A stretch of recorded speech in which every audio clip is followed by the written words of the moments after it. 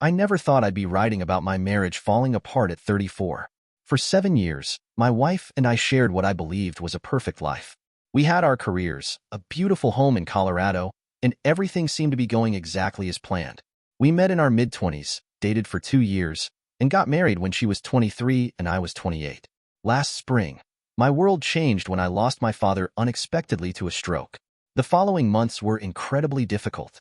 My wife and I spent most evenings at home, often just sitting together watching shows or movies. I wasn't in the best place emotionally, but I thought we were supporting each other through it. The first sign that something was wrong came during a work event. My wife went out with some colleagues, including 3 guys from her department, to a local bar about 10 minutes from our house. I didn't think much of it. She'd gone out with work friends before. But when she came home at 3 a.m. with the same colleagues and announced they were heading downtown, something felt off. She didn't return until nearly 6 a.m., which was completely out of character for her.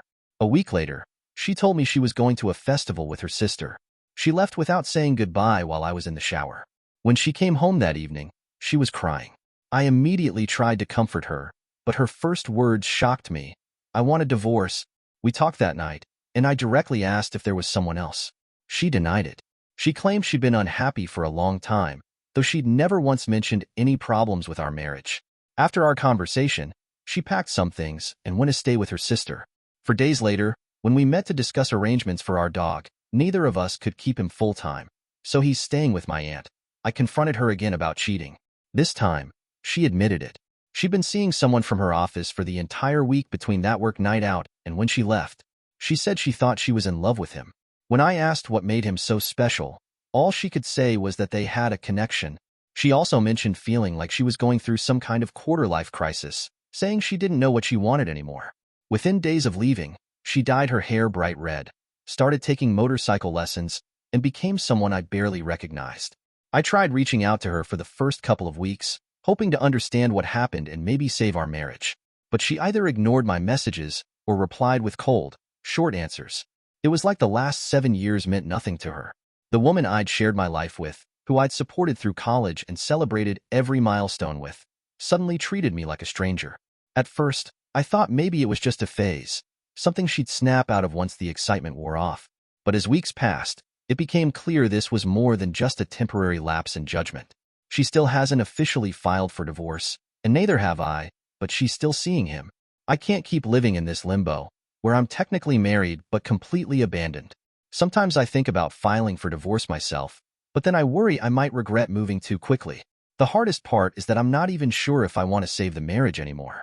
The person she's become is so different from the woman I married. The upcoming holidays are going to be especially tough, first without my father, and now without my wife. But I'm lucky to have an amazing sister and friends I've known for over 2 decades. They've been my support system through all of this. I'm not ready to think about dating again, but sometimes I find myself feeling a strange mix of sadness and excitement about the future. It's been almost a decade since I was single, since I had to think only about myself. The thing that keeps hitting me is how young we were when we got married. I was 28, but she was only 23. I've stayed pretty much the same person, but maybe she needed time to figure out who she really is. She even said herself that she feels like she's having a midlife crisis, though it seems more like she's trying to relive her youth. Things took an interesting turn when I contacted a divorce mediator. In our state, mediators handle everything from legal matters to financial settlements, making the process smoother than going through separate lawyers. When we scheduled our first meeting, my wife's car broke down. I had to pick her up, not because I wanted to, but because both of us needed to be present for the mediation to work. The meeting itself went as expected. We both expressed our desire for divorce, though I never mentioned her affair. It wouldn't have made a difference legally anyway. After the mediator left, we sat at the table in awkward silence, just our cats running around for distraction. I finally asked if she had anything to say. When she said no, I told her she could leave. She asked me for a ride home, but for the first time, I refused. I wasn't going to drive 30 minutes just to help her out, not anymore. She looked surprised and hurt, probably because I'd always done everything she asked before. She called her mom for a ride and went for a walk until her mother arrived. The next challenge I faced was about my old workplace. I'd worked as a driver at a shipping company for 11 years before switching jobs 4 months ago. My wife still works in the office there, and her new boyfriend works in their warehouse. I'd known everyone there for years, including my wife's desk mate, Chris, who's always been one of my favorite people at the company. Chris was actually there the night everything started, though he left early. I knew he'd always liked me and would want to know the truth. After thinking about it for days, I decided to tell him everything. Yes, part of me wanted some sort of revenge. I wanted her co-workers to know what kind of person she really was. But I also felt Chris deserved to know the truth about both my wife and her new boyfriend, especially since he had to work with them every day. As weeks passed, my wife's behavior became increasingly strange. She started treating everyone around her terribly, except for her new boyfriend and her parents. She ignored a heartfelt message from my sister, who she'd claimed she wanted to stay friends with. She even started ghosting her best friend. This same best friend had actually lived with us for 6 months last year after getting out of a bad relationship. She and my wife used to tell each other everything, which made it even more bizarre when my wife started claiming she'd been unhappy in our marriage for years. Her best friend told me that was completely false. My wife had never once mentioned being unhappy with me. Instead, my wife was going around telling everyone we grew apart and had different goals in life. Every time I heard about these lies, I made sure to tell people the truth, that she cheated and left me for another man. Everyone was shocked. No one saw it coming. After about 6 weeks, I finally got some clarity during one of our talks. She admitted she still loved me but said it wasn't fun anymore, not surprising considering my father had just died. She claimed to be in love with her new boyfriend, but with no strings attached. She also confessed she wasn't unhappy with me specifically, but with life in general. That's when everything clicked for me. She cheated, developed feelings for someone else, and used it as an escape from dealing with real life. Once I understood this, I made the choice to let her go completely and focus on myself. I joined a gym and started working out 3 times a week. I reconnected with an old friend from childhood, Sarah, who lost her mother last year. Even though we're just friends, having someone who understands both relationship pain and losing a parent has been incredibly helpful. The last few months have been a journey of mistakes and growth.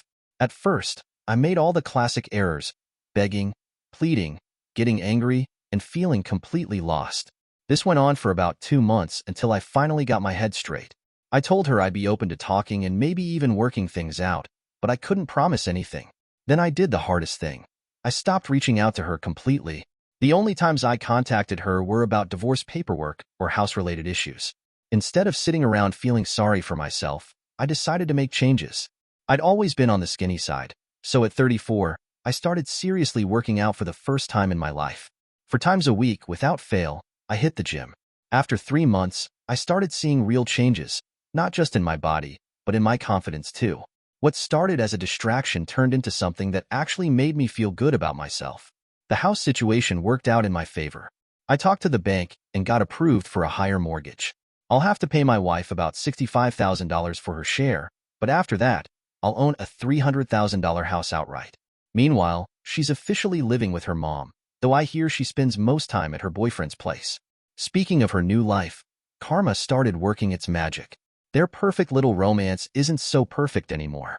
Through our mutual friend, I learned that her boyfriend is struggling with depression and lost his job. Remember when I warned her about him at the start? Well, turns out I was right. Even worse, he introduced her to some pretty dangerous stuff, the kind of things that can ruin someone's life. Just after New Year's, she showed up at my house unexpectedly. She only stayed for 5 minutes, but she told me she'd spent Christmas Day alone, crying. She asked about my holidays and how I was doing. I was honest, told her Christmas was tough without my dad, but that I was doing well overall. The whole visit felt strange, like maybe she was having regrets. Her mom called me too, which I didn't expect. She told me my wife hasn't been doing great. Apparently she's been crying a lot and told her mom she wishes things didn't have to be this way. But honestly, even if she is having second thoughts, it's not my problem anymore. She has to live with her choices. In 4 days, we're signing the divorce papers. Even though I'm doing better than I ever expected, I'm still human. Sometimes I catch myself feeling sad about what we lost and worried about what she's becoming. But I know it's not my responsibility anymore. Looking back at these past 6 months, I've learned a lot. Sometimes people change, sometimes they show their true colors, and sometimes the person you thought you knew better than anyone becomes a stranger. But I've also learned that you can survive things you never thought you could, and sometimes life's biggest setbacks lead to unexpected growth. I'm not the same person I was 6 months ago. I'm stronger, both physically and mentally. I know what I want and, more importantly, what I deserve. Yes, there are still days when I think about our 7 years together and feel a sting of sadness. But those moments get shorter and less frequent with time. For anyone going through something similar, Trust me when I say it does get better.